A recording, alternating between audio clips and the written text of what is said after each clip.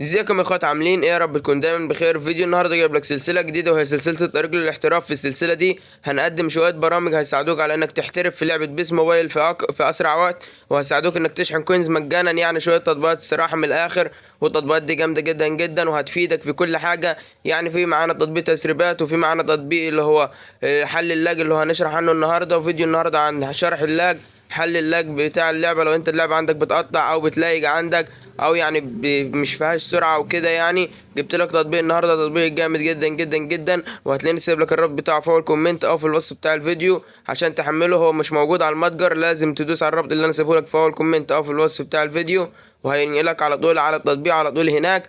وبس كده يا اخواتي، تعالى اقول لك على التطبيق وتعالى نشرحه سوا، واقول لك على اسمه واقول لك على كل حاجه.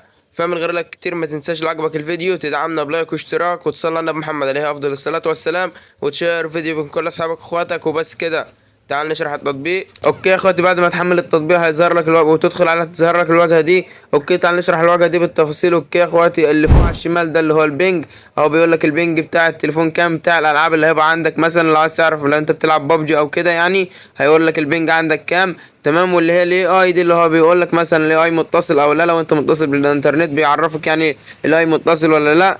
تمام يا اخواتي. ويجي في اكس تول دي اللي هي بتاعت الفريمات، اللي انت عايز تعلي الفريمات براحتك. تمام، هتدوس على نيكست.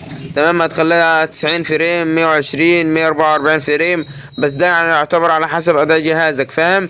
فانت يعتبر متاح لك انك تعليها واحده. مثلا جهازك الشاشه بتدعم 40 فريم، فانت خليها مثلا 90. يعني ايه تعلي واحده بعد جهازك. تمام يا اخواتي. تمام، اهو يقول لك تم. بعد ما تدوس على الكلام ده كله هيقول لك تم. تمام يا اخواتي. تاني واجهه معانا هي الالترا بوست دي هتفعل الاتنين دول، هيبقى عندك مطفيين كده، هتفعلهم، هتدوس على تفعيل. تمام يا اخواتي. ولو ظهرت لك اي كلمه او كده دوس على نيكست برضو، ما تقلقش يعني، وهيتفعلوا معاك على طول. تمام.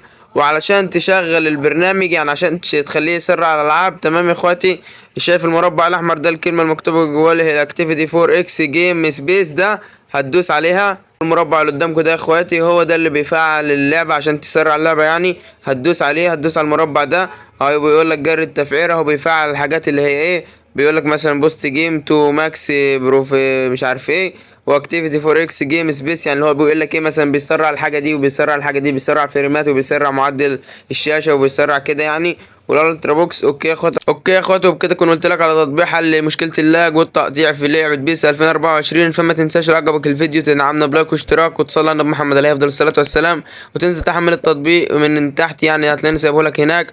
وبس كده يا اخواتي، اشوفك في الفيديو الجاي. خير يا صاحبي، سلام.